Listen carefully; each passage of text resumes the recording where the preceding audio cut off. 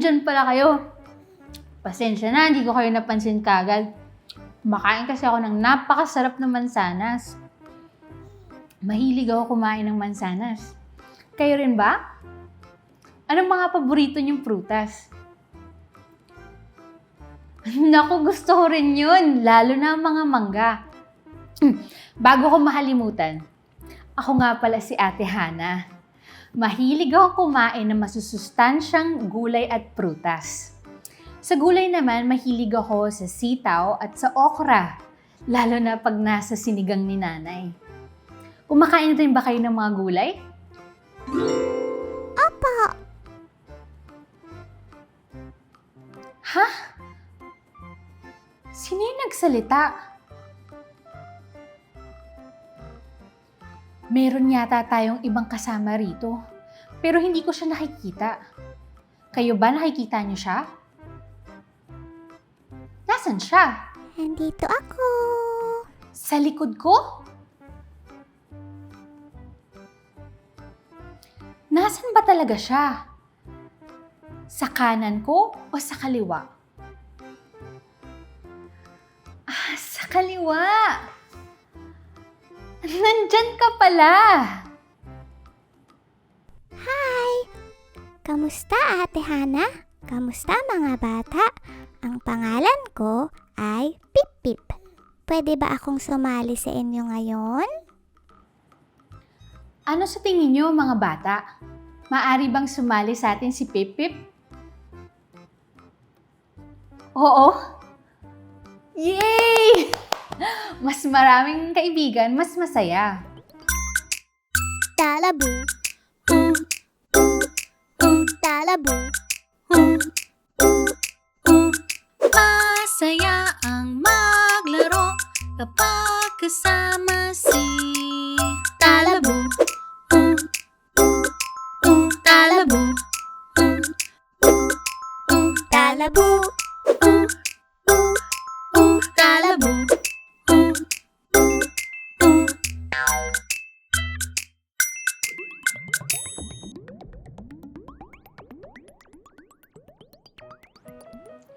Tulad ko, si Pip Pip ay mahilig rin kumain ng mga prutas at gulay. Alam niyo ba na pag kumakain tayo ng prutas at gulay, tayo nagiging masaya at ang mga katawan natin ay lumalakas. Kaya mo bang sabihin yon, Pip Pip? Masaya at malakas? Masaya at malakas. Mahusay! Ngayon, kayo naman mga bata. Masaya at malakas. Ang galing! Isa pang dahilan kung bakit gusto ko ng prutas at gulay ay dahil mahilig rin ako sa mga kulay. Merong prutas at gulay sa lahat ng kulay na alam ko. Kaya kung gusto mo kumain ng kulay, kumain tayo ng mga prutas at gulay. Kung gusto mo na kumain ng mga kulay, piliin mo ang prutas at gulay. Mga prutas at gulay katulad ng mga inihanda ko para sa inyo. Ate Hana, ano ang mga nakatago sa ilalim ng basket? Magandang tanong yan, Pip Pip. Meron ngang mga prutas at gulay na nagtatago. Pero hindi ko sasabihin kung ano sila. Ilalarawan ko lamang sila at kailangan ninyong hulaan kung ano ang mga nakatago. Handa na ba kayo, mga bata? Itong una ay prutas dahil sa mga buto nito. Ito'y maliit at kulay luntian. Pag ito'y tinikman mo, mapapapikit ka sa asim. Pag piniga mo siya, pwede mong ihalo sa toyo at gawin itong sausawan. Alam niyo ba kung ano ito? Ito ay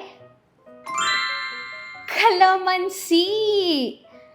Tama ba ang hula niyo, mga bata? Sa kalamansi? Ngayon, tikman na natin ang kalamansi.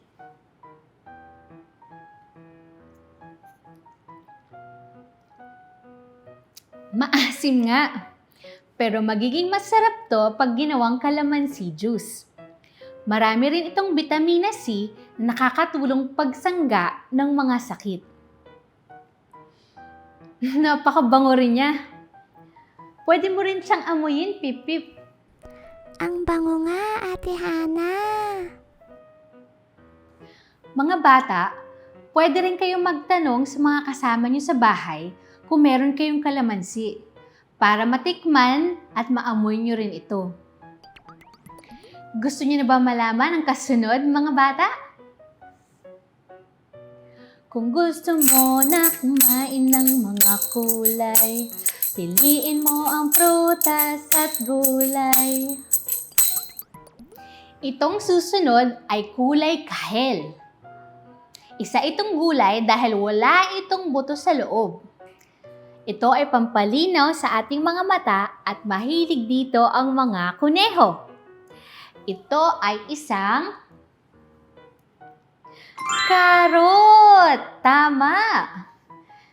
Ikaw ay tama kung nahulaan mo ang karot. Taas ang kamay ng mga nakakuha ng karot.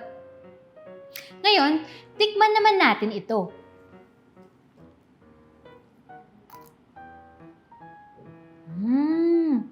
Malutong ang karot.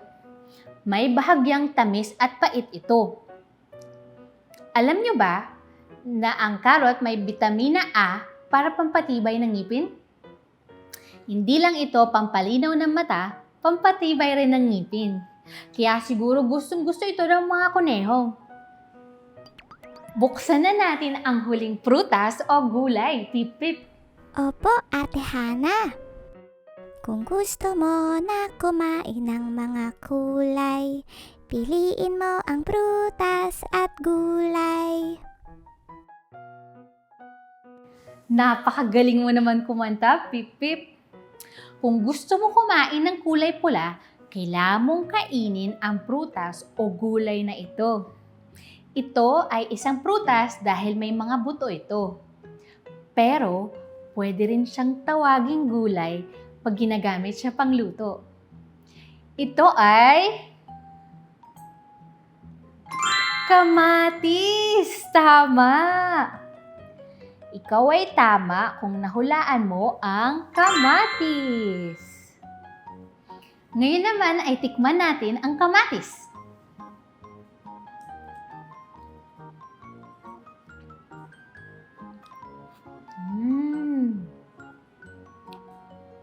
Makatas ito. At onting maasim. Masarap siya. Kayo ba ay kumakain ng mga kamatis, mga bata? Ikaw? O ikaw ba? Tama yan. Alam niyo ba na maraming sustansya ang kamatis, katulad ng lycopene, na maganda para sa ating puso? Kung gusto niyong kumain ng kulay kahel, luntian at pula, kumain lang kayo ng karot, kalamansi at kamatis, mga masusustansyang prutas at gulay para tayo'y maging malakas at masaya.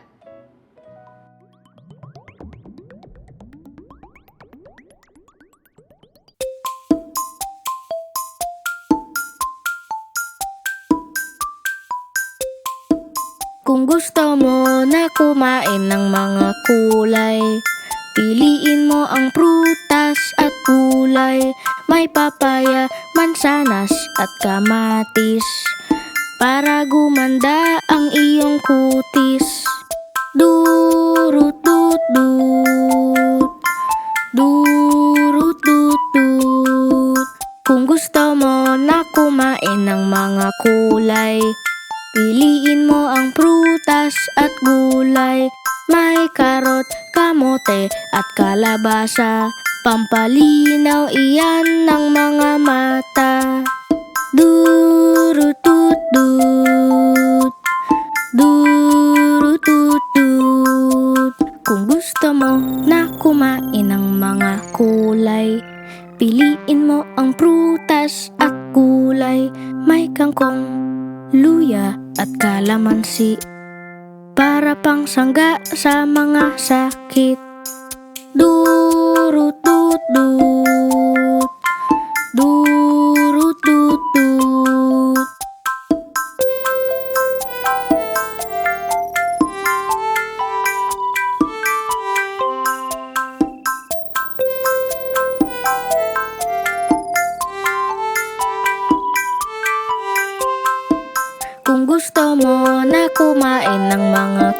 kulay.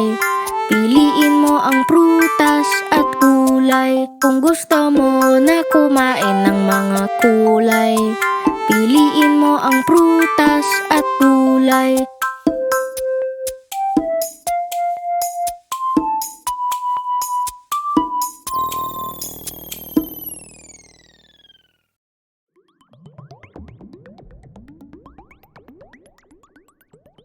Samahan niyo akong gumawa ng masustansyang pagkain para kay Pip-Pip. Hiwain natin ang mga prutas at gulay na ito para gawing salad. At magtimpla tayo ng masarap na juice para kay Pip-Pip. Yay! Hiwain natin ang carrot at ilagay sa mangkok. Meron din tayong talong. Hiwain natin ang talong at isama sa carrot. Meron din tayong malaking saging.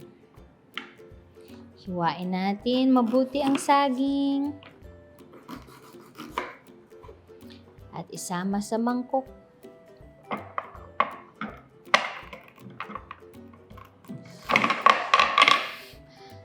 At ang huli ay isang strawberry. Hiwain natin sa dalawa at isama natin sa kanila. Nahiwa na natin ang ating mga prutas at gulay. Ngayon naman ay haluin natin sila dito sa ating mangkok.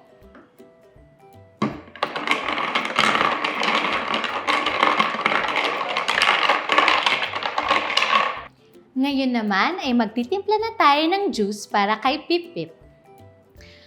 Kukuha tayo ng isang baso. Lagyan natin siya ng orange. Meron din tayong strawberry,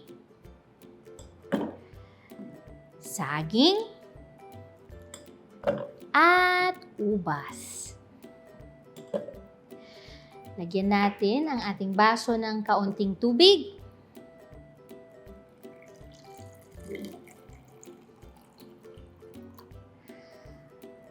At paghalu-haluin natin ang nasa baso.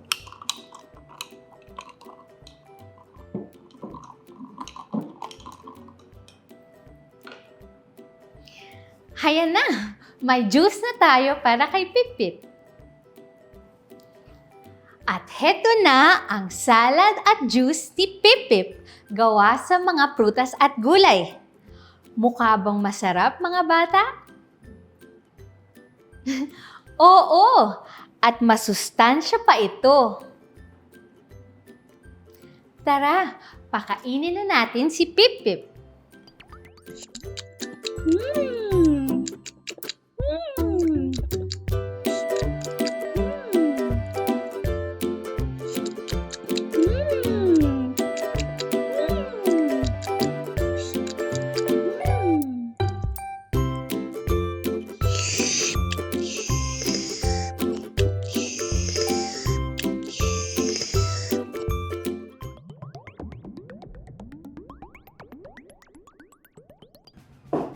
Magandang araw sa inyong lahat! Salamat sa pagdalo sa Araw ng Parangal para sa mga prutas at gulay. Kasama natin ngayon si mansanas, ampalaya, mangga, at talong. Ang unang parangal ay ibibigay natin sa pinakamahabang gulay. Ang gawad parangal ay para kay talong!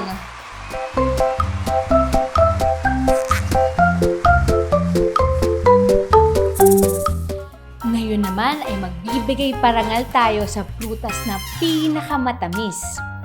Ang gawad parangal ay para sa'yo, mangga!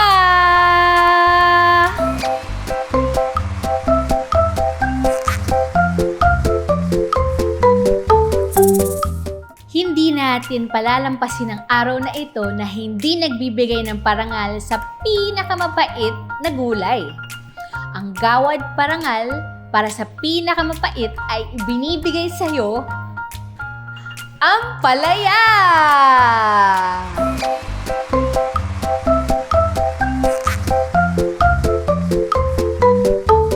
At ang huli, pero hindi pahuhuli sa listahan ng paborito nating prutas, ay ang walang iba kundi ang pinakamalutong na prutas na si mansanas!